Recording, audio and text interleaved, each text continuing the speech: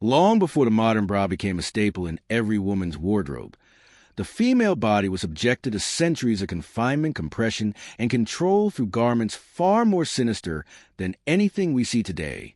The YouTube documentary from Historia Curiosa, titled Ontes du Susha, as Mohair's Iram Presses Nisso, before the bra. Women were trapped in this. Takes us on a shocking 3,500-year journey that reveals how societies across civilizations attempted to mold, hide, reshape, and dominate the female form. The story begins on the ancient island of Crete, where archaeologists discover the mysterious snake goddess figurine in the palace of Knossos, wearing what appears to be one of the earliest known breast-supporting garments in human history. But this was no simple piece of clothing. It represented the beginning of a long and often painful relationship between women, their bodies, and the garments forced upon them.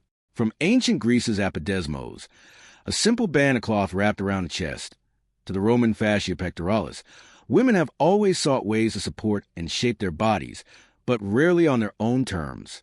The documentary reveals how these early garments evolved from practical support into instruments of social control, where the female body became a battlefield for morality, beauty standards, and male-dominated power structures. The film then plunges into the darkest chapter of this history, the corset.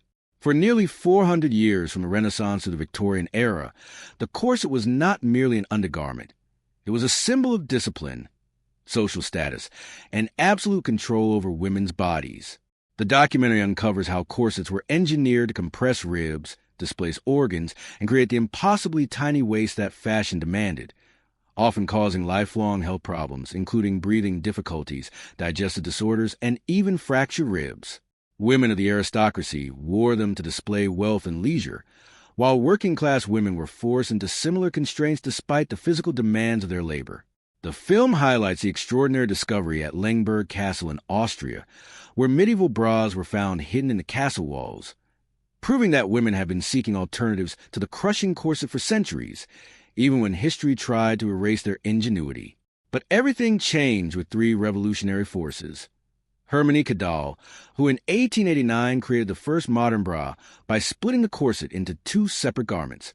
Mary Phelps Jacob, who in 1914 patented a simple backless bra made from two handkerchiefs and a ribbon, and most surprisingly, World War I itself, which demanded so much metal for the war effort that the corset industry collapsed, freeing millions of women from its iron grip.